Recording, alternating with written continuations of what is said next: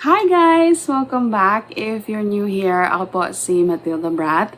Ever since I started my YouTube channel, maraming nagtatanong sa akin about the books that I read, kung ano daw yung binabasa ko, or ilan na yung nabasa ko sa mga books ko, or ano yung TBR list ko. So today, I will show you the books that I am planning to read for the month of May. Medyo ambisyoso itong TBR list ko for the month of May kasi hindi na ako ganun kabilis magbasa ng libro. Dati, when I was a teenager, like 4 years ago, no joke, nung kabataan ko, mabilis ako magbasa. I can finish one book overnight. Ang problema ko lang dati, wala akong pambili. Nanghihiram lang ako ng books sa mga kaibigan ko, sa classmates ko. Pero ngayon, na kaya ko nang bumili ng libro, problema ko naman, hindi ko sila nababasa kagad. Kasi nga, work, tapos nagsusulat pa ako para sa Wattpad. So I'm just hoping na matapos ko talaga ang mga libro na nasa TBR list ko. So, to start with the list, this is the first one on my list. Crooked Kingdom by Leigh, Bardugo. Alam niyo naman, I just finished watching Shadow and Bone and I really loved it. And before I watched Shadow and Bone, bala ko talaga na tapusin to. Pero hindi, hindi ko siya matapos. I already started reading this. So, nasa chapter 7. Chapter 7 na ako. So, I'm planning to finish this month. Siguro naman matatapos ko ito this month. And I'm excited to read about their adventures kasi sa Six of Crows, naalala ko, si Inez yata was kidnapped by yung father ni Wylan. Yeah, kung naalala ko pa. So I'm excited to read about them again. I'm excited to read about Nina and Matthias. But alam ko, medyo may masamang mangyayari dito kay Matthias. But still, excited pa rin ako tapusin ito. And the next book on my list is this, King of Scars. So, nung matapos ko yung Shadow and Bone, yung 3 libro, sa series na yun, tinatanong ako ng mga kakilala ko, or even sa Facebook, kung sino daw yung gusto ko. Dark Lina or Malina. Pero sa totoo lang, wala akong gusto sa kanila.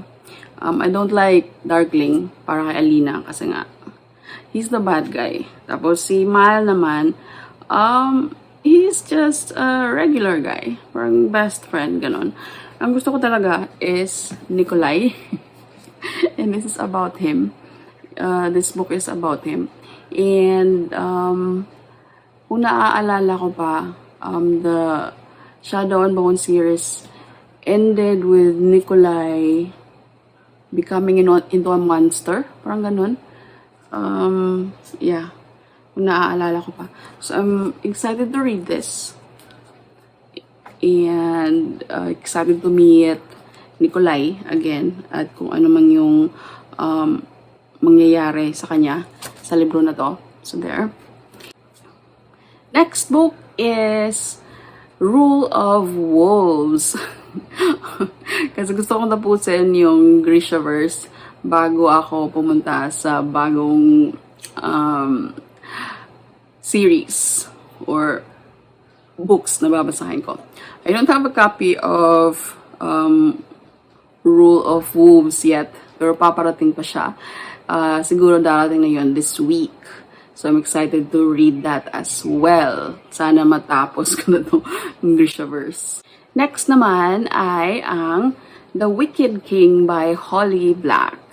Matagal ko na itong gustong basahin, guys. And tulad ng Rule of Wolves, I'm still waiting for my copy. Sabay silang darating next week or this week. Sana.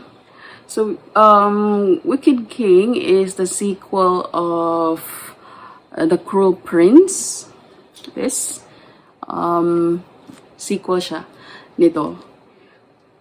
Sa totoo lang, this is the very first YA fantasy that I've read. And I so loved it. Hinanap ko talaga yung yung susunod, yung sequel niya. Yung The Wicked King. At medyo natagalan ako sa paghanap. Kasi when I started after I finished this book, hinanap ko yung The Wicked King. I ordered it dun sa, ino-orderan ko ng book sa Facebook. Tapos medyo matagal siyang dumating. And I waited, basically waited. And while waiting, inumpisahan ko yung Shadow and Bone. So basically, this is the book that introduced me to the YA fantasy genre. And I really love this kasi it's nandun yung mga elements na gusto ko sa libro. And it's what do you call this? Enemies to lovers. My enemies to lovers trope siya. I really like enemies to lovers trope. Kaya nga, my favorite book, one of my favorite books is Bagong Gising. Hindi ko naaalala yung dapat mong sabihin. One of my favorite books is Pride and Prejudice. I really like the story of Mr. Darcy and Elizabeth Bennet. Enemies to lovers nga. So, ito din. I like Jude, yung bida dito. I like her guts. Pagka-ambisyosa niya. Ganun. So, I like this. And kaya nga, hinihintay ko yung susunod, yung The Wicked King. I'm excited to read about that. And get to know kung ano mangyayari kay Cardan doon. And the next book is Queen of Nothing, again by Holly Black. So, lulubos-lubusin ko na. Ubusin ko na yung entire Folk of the Air series. So, after Wicked King, tatapusin ko yung Queen of Nothing, which I don't have here yet. Kasi darating pa siya kasama nung ibang books ko. So, I'm excited to read that one and finally finish it. And next on my list is this one. It's called Cloaked by Alex Flinn. Sa totoo lang, I did not plan on reading this. But then, I think this will be the very first retelling na babasahin ko. Also, again, I'm not a fan of retelling. Yung mga retelling ng mga stories. Kasi I normally prefer the original ones, but I will try to read this. Ito pala, the author of this book is also the writer of Beastly. And this one, what's fun about this? I bought this fully booked for only 100 pesos. Yan. So, super mura. Mura niya lang. And this is about The Frog Prince? Tama ba ako? Oh, this is a retelling of The Frog Prince. So, I'm excited to read this. Yan. I'm excited to read this one. And I hope I would like this. Para naman, marami pa akong mabasa na retelling. Marami kasi akong books about retelling. I have yung Cinder na series, and other stuff. Next one is this. Punta naman tayo sa locally published book. So this one is Alinam by Diego Domingo and Mandato Ruiz. No. Alinam is about Diego Domingo and Mandato Ruiz. Ayan. Wala akong alam, no? By Mickey Ingles. Matagal ko na itong binili last year. I so wanted to read it. Kaya nga lang, medyo natatabunan siya ng ibang books. So, marami akong alam na manggagaling na writers, local writers, Filipino writers. That's why I want to start with Ingles. Alinam is baliktad ng Manila. There. And what's fun about this, I think this is also fantasy. Young adult fantasy. May map din kasi siya.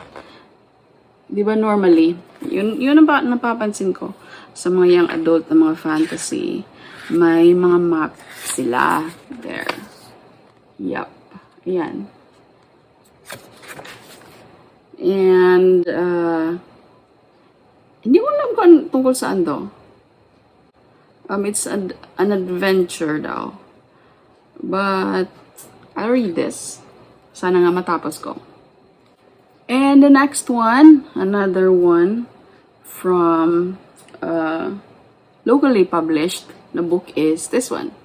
Say You Love Me by KenDaniel, FakedReality, MarCose, and CJ0725. Mga kasama ko sa pop fiction. So, I already started reading this. Nasa chapter 13 pa ako. Kaya nilagay ko siya sa TBR list para matapos ko na siya. Para makapag-move on ako sa ibang books. So, yan. This is, by the way, a pop fiction original. So, wala ito sa Wattpad. Kaya nga gusto ko siyang basahin. And this is a story about a girl named Marian Agatha and her 3 loves. 3, something. So, ayan. Percy. Nakakatuwa yung nito. Yung art na ginawa ni James. And then, Andre by FakedReality. And then, Cedric by MarCose.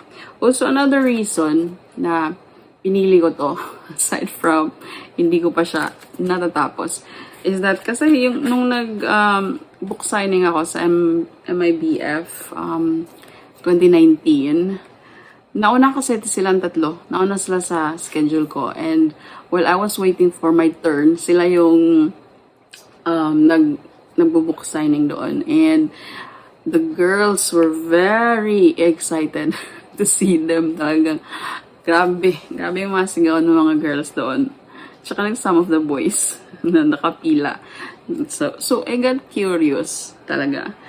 Kasi hindi ganun karami yung mga books na nababasa ko mga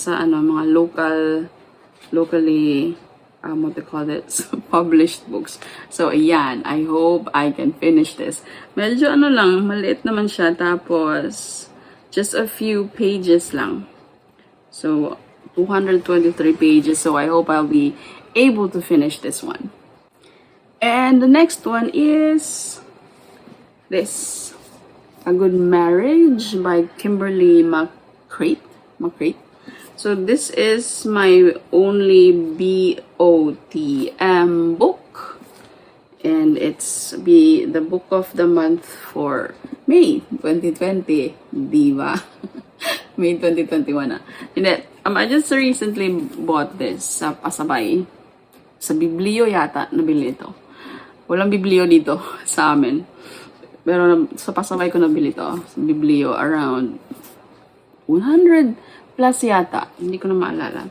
So, this one is psychological thriller or thriller mystery. Ganon. A Good Marriage. So, I was curious kung ano ba talaga to. Kung maganda ba talaga yung books na nasa BOTM or Book of the Month. Kasi nga, medyo sikat sila, diba? Maraming naghahanap ng mga Book of the Month books. And hindi naman ako bumibili directly from them kasi nga mahal yung shipping. Usually mahal yung shipping. So, good thing, nakahanap ako ng ganito. So, I'm excited to read this one. A Good Marriage by Kimberly McCreight. So, there. And next on my list is The Viscount Who Love Me by Julia Quinn. There. So this is the second book of the Bridgerton series. Yung Bridgerton din sa Netflix. I really loved it. I love the diversity ng characters. Kasi nga, yung Duke doon is black. Sa original books sa Julia Quinn, hindi naman siya black. Pero I like that iniba nila yung yung mga characters. Parang ganun. I really love the series, so I'm excited to read about this. This is about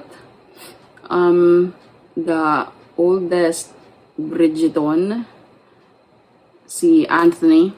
This is about Anthony, who is also a rake. Yung friend ng Duke. Ayan. So, I'm excited to read this. Sana matapos ko din to. It's only, maliit lang naman. So, I hope I can finish this book as well. And next book is 9 Perfect Strangers by Lianne Moriarty. Ayan, matagal ko na rin nabili to. Sa pasabay din siguro. Yeah, sa pasabay ko ito nabili. Ayan, may nakalagay na $275, pero I think I bought it for a cheaper price. 100 plus na siguro to. And pinili ko to kasi Lianne Moriarty is the author of nakalimutan ko. Ano nga ba yun? Big Little Lies. Yun, pinanood ko yung series na yun. With a cast of perfect actresses. Like Nicole Kidman, Reese Witherspoon, and yung iba pa na hindi ko na maalala. Kasi matagal ko nang napanood yung series na yun. And ito is yung Big Little Lies is parehas sila ng author ng 9 Perfect Strangers. And also, binili ko to kasi may papalabas na series nito. So, ayoko munang panoorin yung series. Series ba yun? Or movie? Parang series yata. Si Nicole Kidman yung nag-star. So, gusto ko munang basahin to bago ko panoorin yung series. Kasi kilala ko sarili ko.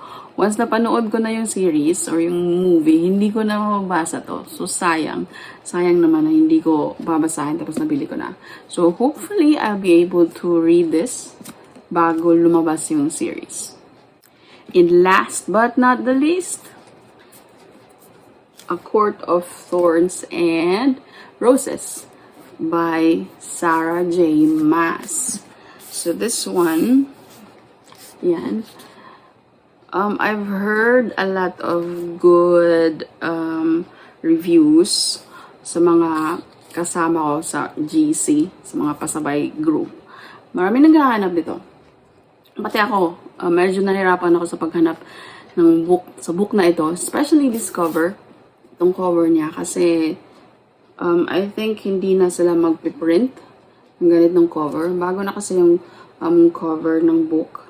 Yun nga, pinaka-latest book na nilabas ni Sarah J. Maas sa series na ito ay iba na yung cover. So, I'm really happy that I was able to get this and yung iba pang books sa series na ito. So, this one is about mga fairies. Fairies ba to? Hindi. Yung iba yung iniisip ko. Yung Holy Black pala yung fairies. Ito, about a girl named Fyra. Fyra? Yep. Fyra, ayan. And, basta, marami itong and I'm excited to read this kasi marami-rami yung book sa series na to. And sana mabasa ko na nga. Ito. So, a total of 12 books yung nasa TBR list or yung books na plano kong basahin for the month of May. So, maaaring konti lang yung books para sa inyo. But for me, it's the realistic. Ito na yung pinaka-realistic na number of books na kaya kong basahin for the month of May. Pwede ko namang dagdagan. But, ito lang muna. So, by the end of the month, I will be back with an update. Sasabihin ko sa inyo kung natapos ko ba silang lahat or kung ano yung nagustuhan ko or kung ano yung hindi ko nagustuhan. So, I hope na aabangan nyo yun. And don't forget to tell me what's on your TBR list by leaving a comment down below. Tingnan natin kung pareho ba tayo ng mga books na planong basahin for this month. I hope you enjoyed this video. Thank you for watching and please don't forget to subscribe to my channel. Till next time, bye!